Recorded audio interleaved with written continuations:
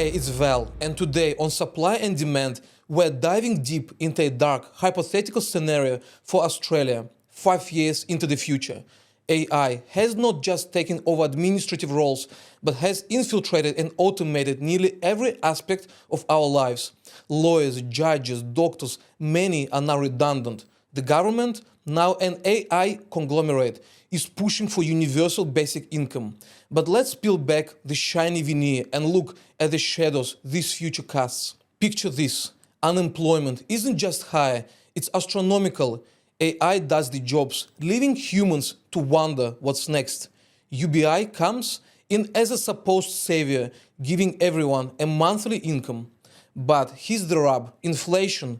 When everyone has money to spend but there is less to buy, prices skyrocket. An economist might warn UBI could stimulate spending, but at the price of devaluing our currency, creating a cycle where more money chases fewer goods, leading to hyperinflation. The cost of living becomes prohibitive, and the financial cushion of UBI quickly deflates. Initially, there is a wave of excitement, freedom from work, but this euphoria is short-lived. Humans need purpose beyond survival. Without work, what do people do?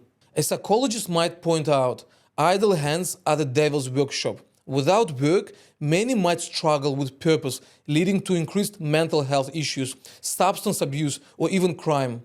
We could see a surge in depression, isolation, and, in general, decline in social well-being. The Australian dollar, once a symbol of stability, now depreciates at an alarming rate. With UBI, the dollar loses its value like never before. An economic analyst might predict we're not just looking at inflation, we're staring down the barrel of economic collapse.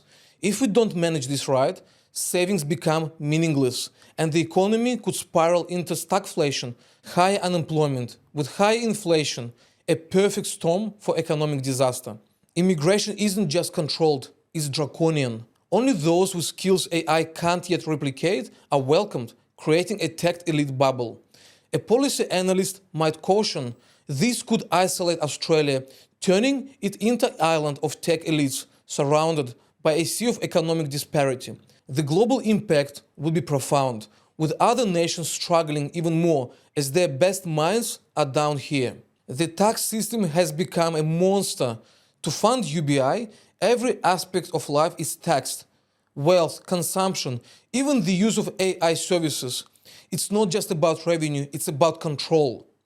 A tax expert might argue this isn't just about redistribution, it's about control. It's a step towards a society where the government has an unprecedented say in how you live your life. Your lifestyle choices now directly impact your financial well-being under this new regime. Education has morphed into something unrecognizable. The focus isn't on preparing for a diverse career, but on surviving in an AI-dominated world. Creativity and critical thinking are sidelined for compliance and basic survival skills.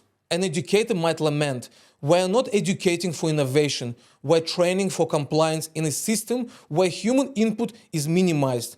The arts, humanities, and even sciences not directly linked to AI maintenance or development are underfunded and undervalued.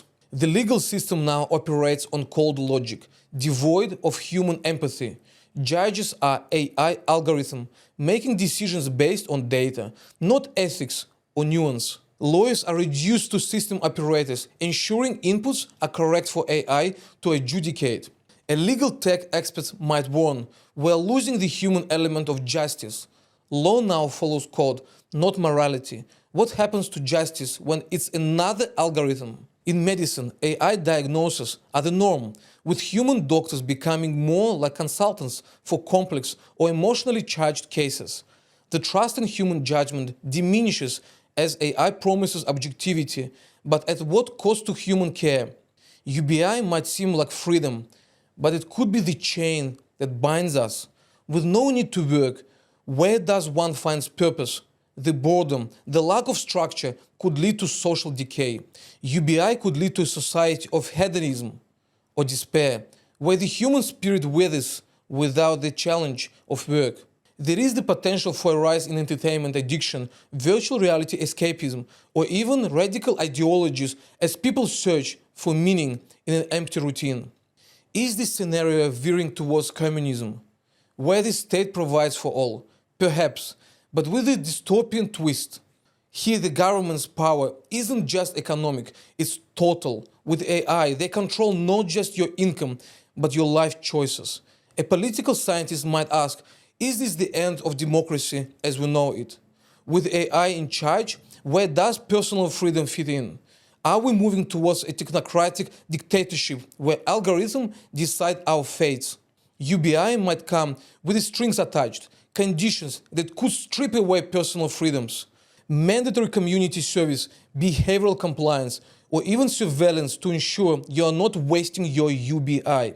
A civil rights advocate might protest. This isn't just about income, it's about control. Are we trading our freedom for financial security? What happens when the government starts dictating how we should live our lives just to maintain our UBI? In this world, privacy is a relic. AI systems monitor behavior, spending, and even thought patterns through digital interactions to ensure UBI is used appropriately. A privacy expert might warn, we're living in a panopticon where the government, through AI, watches every move. Personal data becomes currency, and with UBI, the government holds the ledger. Despite UBI, a new class system emerges. Those with skills in AI development or maintenance becomes the new elite, while others, dependent on UBI, fall into a lower caste with limited upward mobility. The sociologist might note, we might see the formation of a new aristocracy, not based on wealth, but on tech savviness and control over AI systems. This could lead to unprecedented social stratification, where your value is determined by your relevance to AI. Cultural life would be fundamentally altered. With less time spent working, there could be a renaissance of art and culture, but just as likely, a degradation into mass-produced AI-generated content, lacking in soul or personal touch. We would be at risk of losing the human touch in art, literature, and music. When AI can create, what is the value of human creativity? We might end up with a culture that's technologically impressive but emotionally void. With AI at the helm of nearly everything, the demand for energy and computing infrastructure would be astronomical. We're talking about a landscape dotted with massive data centers, each consuming electricity at unprecedented levels. The ridiculous amount of energy and computing infrastructure we would need to keep AI powered could strain our energy grids, leading to frequent blackouts or necessitating dangerous compromises in energy sourcing. It's not just about running the AI, it's about the colossal footprint of maintaining this digital ecosystem. This isn't the utopia some might hope for.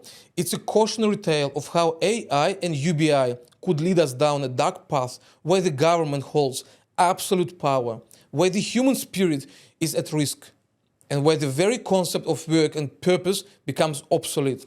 This future is up for grabs, but at what cost? We need to think critically about the direction we're heading to.